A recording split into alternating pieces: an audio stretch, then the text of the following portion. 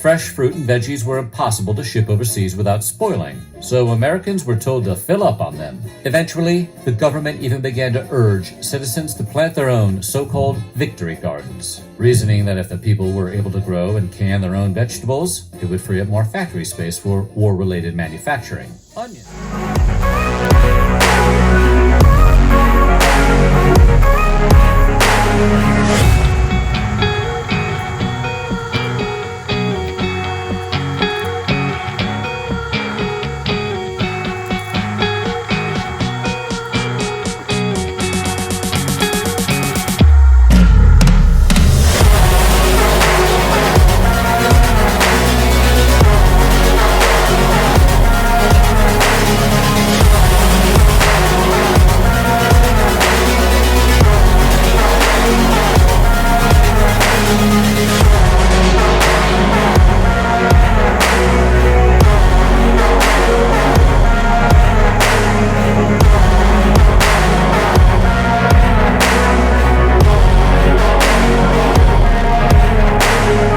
Good morning, this is Terry with Bud Outdoors giving you an update on my survival garden challenge, and it's not looking too good today. I have been getting purple hull peas and in reality, other than that and bush beans, that's all I've got out of the garden so far, unfortunately. My corn, I came out this morning, all my stalks were knocked down, and I was thinking there wasn't a storm last night. But there was. It was a raccoon storm. And let me show you what they did.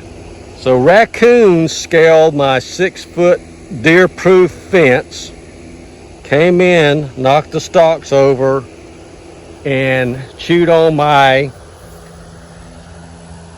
green cobs of corn on just about every one of my corn plants. I mean, completely knocked them off.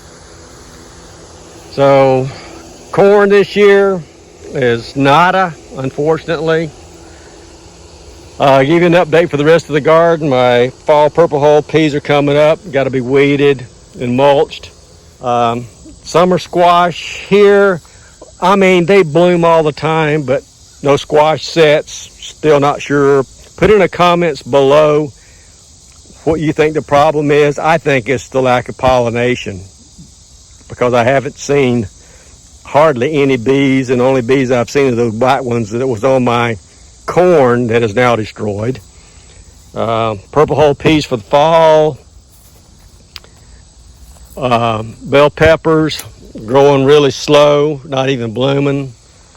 Purple hull peas in the fall, looking okay. I mean, the melons has got to be a write-off.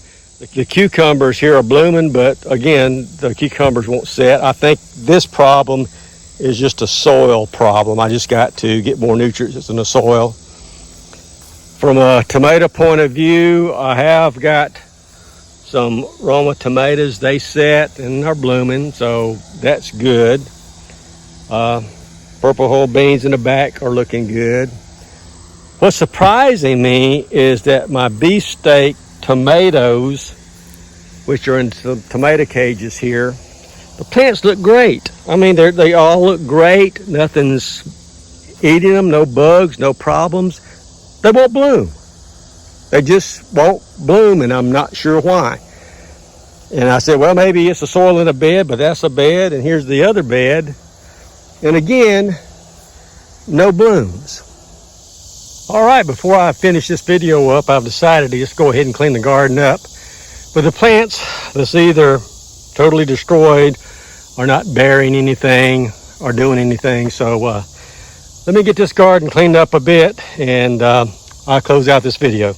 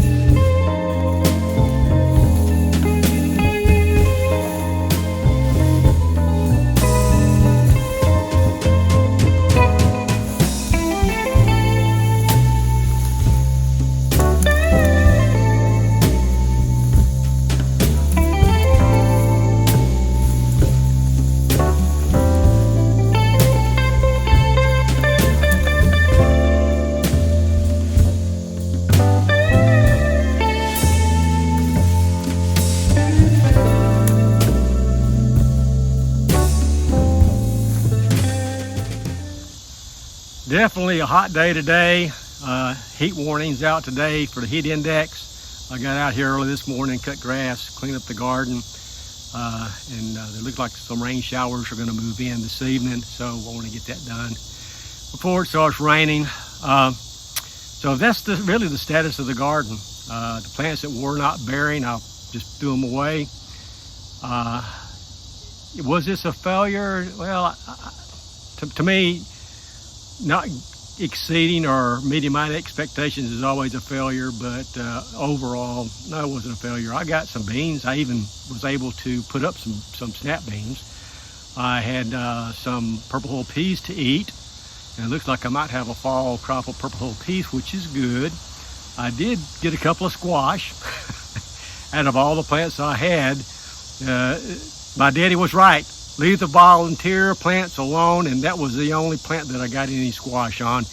The other summer squash I planted bloomed all year long, nothing set whatsoever. So failures were that summer squash, the melons and cucumbers, first time ever that I've never got any cucumbers, never. The tomatoes, Roma tomatoes, they're setting, but they quit blooming. Beefsteak tomatoes never even bloomed. Didn't bloom whatsoever. The corn, it looked good, but I'm sure raccoons got in over the fence, and I'm going to have to take care of that raccoon problem, and maybe build some more raised beds this winter when it's cooler. And I think a lot of my problem with my crops overall was not enough nutrients, so I'm going to order maybe a truckload or two of compost and mix in with the raised beds that I have now, and also any new raised beds I might have in the future. So this survival garden challenge, I'm going to concede the victory to Bobcat, who challenged me. I may attach some pictures that he sent of what he has got out of his garden, but he's got bushels of corn out, bushels of beans out, okra, and that's another thing. I didn't even get the okra plant to come up.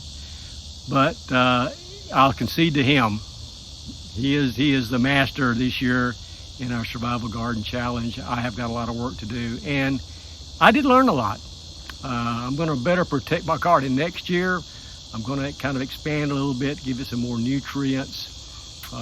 Was there lack of rain or water? No, there wasn't. You know, it's been raining pretty regularly, and the first part of the summer and late spring, I did have to give my simulated creek water from my air conditioner condenser overflow up here in water, but not really that much. So anyway, as far as future videos on this series, I think this is going to be it for the Survival Garden Challenge series. This is going to be my last episode. I may throw in a video here and there of how the garden is, especially this winter and fall when I plant a fall garden and winter garden, which will consist primarily of some type of greens and also some sugar snap peas or snow peas. So I will do that. So again, I appreciate you guys watching. I hope you learned something. I know I did. Please like, comment, subscribe, share, hit that notification button, and I will see you guys in the next video. Thanks.